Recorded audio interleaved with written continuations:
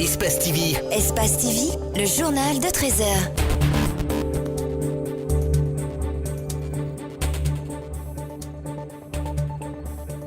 Bonsoir à tous. Au sommaire, l'installation des PA sur la route Le Prince suscite assez de réactions.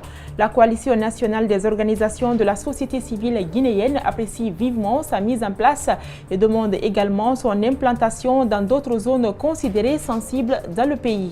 Être handicapé n'est pas une fatalité. Ils sont nombreux de nos jours, ces personnes à mobilité réduite qui refusent de mendier dans les rues de Conakry. Illustration avec un groupe de jeunes qui s'est constitué en ONG pour faire valoir leur talent à travers la couture, la cordonnerie et la percussion.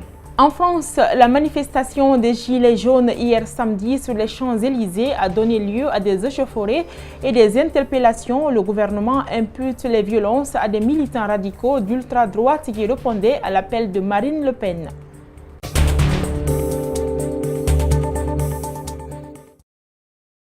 Bienvenue à tous. La coalition nationale des organisations de la société civile guinéenne apprécie vivement la mise en place des PA, postes d'appui des forces de défense et de sécurité, au lendemain des violences enregistrées à Conakry. Son président invite toutefois à étendre ces dispositifs à d'autres zones considérées sensibles dans le pays. Reportage Gibril Ba, Abdoulaye Kamara.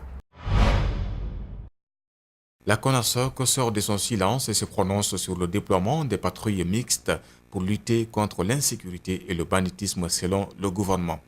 Pour Mamadi Keïta, cela fait suite à de nombreux appels lancés par sa structure à l'endroit du gouvernement sur des violences enregistrées ça et là.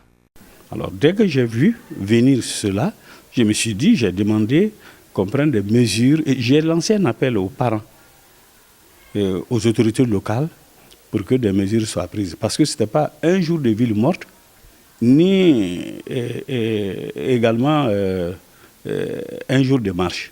Une mesure qui pour l'instant minimise les incidents, note Keïta. Toutefois, il s'interroge sur la durée de cette opération. Le temps doit être déterminé parce que quand il y a la paix, il n'y a plus de raisons que effectivement, ces patrouilles continuent éternellement. Il invite les autorités à une sensibilisation à tous les niveaux et faire savoir aux citoyens que ces mesures prises sont dans leur intérêt. Elles n'empêchent pas les citoyens qui passent ou les citoyens qui habitent là, si on ne les empêche pas de vivre en paix, il n'y a pas de problème. Parce que ce qui est très important, c'est comment sécuriser la vie des citoyens de leurs biens. Si ça peut nous amener dans ce contexte, moi je pense qu'il n'y a pas de problème. La CONASOC, dans la même lancée, appelle tous les acteurs de la vie sociopolitique à la retenue et d'éviter des propos de nature à déstabiliser la quiétude sociale. En plus bref, la communauté guinéenne vivant au Sénégal a fait une marche pacifique vendredi à Dakar pour dénoncer l'injustice et les violations des droits humains en Guinée. Comme vous le constatez sur ces images, la marche s'est déroulée de la place L'Obélisque au rond-point de la radio-télévision sénégalaise. C'est une initiative du collectif des citoyens guinéens pour l'intégration au Sénégal. Cette protestation a mobilisé acteurs de la société civile, journalistes, sages et coordination régionale. Quelques jours après l'élection d'Abdoulaye Sow à la tête de l'USTG au terme du congrès tenu les 19, 20 et 21 novembre dernier, l'autre faction de cette structure syndicale dont le congrès s'était tenu le 6 novembre à Mamou a réagi dans une déclaration. Le bureau élu à Mamou qualifie le conclave de Conakry de simulacre. Compte rendu, Idrissa Bari et Mohamed Al-Sini Kamara. Dans leur déclaration, les membres du bureau de l'Union syndicale des travailleurs de Guinée USTG, élus à Mamou, dénoncent la violation des droits des structures décentralisées de cette organisation syndicale. Concernant le congrès tenu récemment à Conakry, ces syndicalistes qualifient le bureau sortant de Louis Mbemba Souma de traîtrise. Nous assistons pour la première fois dans l'histoire de la République de Guinée à une cabale syndicale, à une tyrannie et à une naissance d'un nouveau système. Personne n'ignorait cependant que les dysfonctionnements profonds qui minaient l'USTG depuis un semestre étaient la conséquence des mauvais leadership et un manque total de managers car la tête qui voulait coûte que coûte se maintenir était devenue partisane. Limbemba, qui a perdu toute humilité et toute sociabilité, supportait très mal la règle et l'ordre. surtout qu'habitués à la corruption. Ils n'avaient aucune maîtrise de la décision à prendre. Les partisans du bureau dirigé par Abdoulaye Camara précisent que les participants au congrès de Conakry ne sont pas des membres statutaires. Ils invitent les autorités à prendre les mesures nécessaires. Nous demandons donc à qui de droit de faire attention à ce hold-up et de prendre une action responsable pour rétablir la vérité dans cette institution, pour éviter le gâchis à l'USTG et sauver, alors qu'il est encore temps, l'honneur, l'éthique et le droit dans notre pays.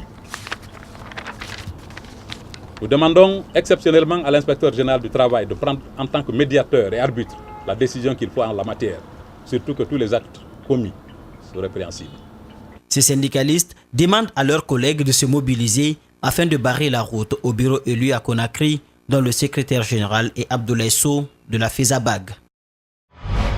Commémoration du 22 novembre 1970. À l'occasion, les causes, les conséquences de cette agression ont été revisitées.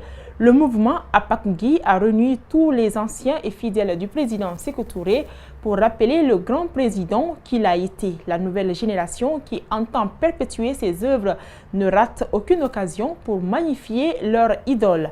Mamadou Sadio Baldé commente les images d'Abou Korea Kourouma. Le camarade Senaino Béhanzin disait que nous avons été colonisés par la science et la technologie. C'est par la science et la technologie qu'il faut se libérer. Sékou Touré est mort, mais il reste gravé à jamais dans la mémoire des Guinéens. Le mouvement Apagui est bien inspiré pour immortaliser leur idole. Tiré du journal Oroya, ils affichent sur une banderole tout ce que Sékou Touré a dénoncé par rapport au complot est fondé. Sa fille Aminata Touré, élève au lycée Kindia, se souvient de l'agression du 22 novembre comme si c'était hier.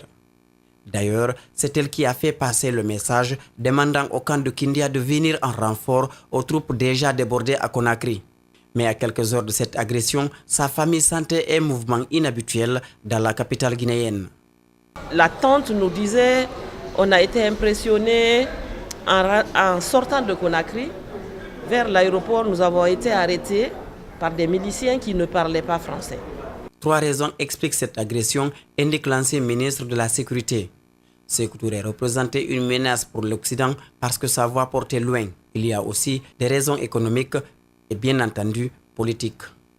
La Guinée-Bissau étant un territoire portugais soutenu par la Guinée qui a fait déjà beaucoup de prisonniers et qui en 1970 déjà était parvenu à libérer presque les 2 tiers du territoire de Guinée-Bissau. Le Portugal, dans cette position, se voyait déjà vaincu. Les Guinéens doivent dépasser leur ego pour écrire l'histoire du pays, pour reprendre les propos de la mère de Kaloum. Nous avons tout intérêt à connaître notre histoire, à écrire notre histoire, à accepter notre histoire dans ces moments les plus glorieux, mais aussi dans ces moments les plus difficiles. L'ambassade du Liban en Guinée a organisé jeudi dernier une réception à l'occasion du jubilé de diamant de l'indépendance du Liban en présence de plusieurs ambassadeurs résidents en Guinée, de responsables guinéens et des expatriés libanais. Le gouvernement guinéen a réitéré son engagement et approuve les initiatives des responsables libanais visant à conserver la paix au Liban. Ouminatou Sidibé, Ibrahim Sinkoussouma. C'est la première fête de l'indépendance célébrée par l'ambassadeur du Liban depuis son arrivée en Guinée. Le 22 novembre marque une date repère de l'histoire du peuple libanais sous la clairvoyance de ses dirigeants. Après les hymnes nationaux, l'ambassadeur du Liban en Guinée a prononcé son discours dans lequel il se réjouit de la contribution de la France pour le Liban depuis des siècles. La France, cette douce France, qui pour la majorité des Libanais est la mère tendre, et à laquelle on est toujours reconnaissant. Cette République française a contribué, et de façon assez efficace, à la résurrection de la République libanaise en ses frontières actuelles. Et cela a eu lieu au Congrès de Versailles, qui a eu lieu en France depuis 99 ans exactement. Les relations entre la Guinée et le Liban sont fondées sur plusieurs aspects qui sont entre autres culturels, économiques et politiques. d'où la nécessité de renforcer davantage la coopération entre les deux pays. Les relations entre le Liban et la Guinée sont de très bonnes relations, mais elles peuvent s'améliorer beaucoup plus, surtout sur le plan économique, sur le plan social, sur le plan militaire, en ce sens qu'on pourra recevoir des officiers guinéens et les entraîner au Liban parce qu'il y aura une armée professionnelle de 60 000 soldats. Sur la crise entre la Syrie et la Palestine, le gouvernement guinéen trouve important d'œuvrer avec le Liban pour contribuer à la paix et au développement du Liban. Il serait important que nous conjuguons les mêmes efforts dans le cadre d'une concertation élargie pour lutter contre ce fléau qui ne fait que des innocentes victimes. Le 22 novembre 1943, la France libre finit par céder à Bachara el-Khouri et accorde au pays du Cèdre son indépendance, célébrée tous les ans depuis cette date.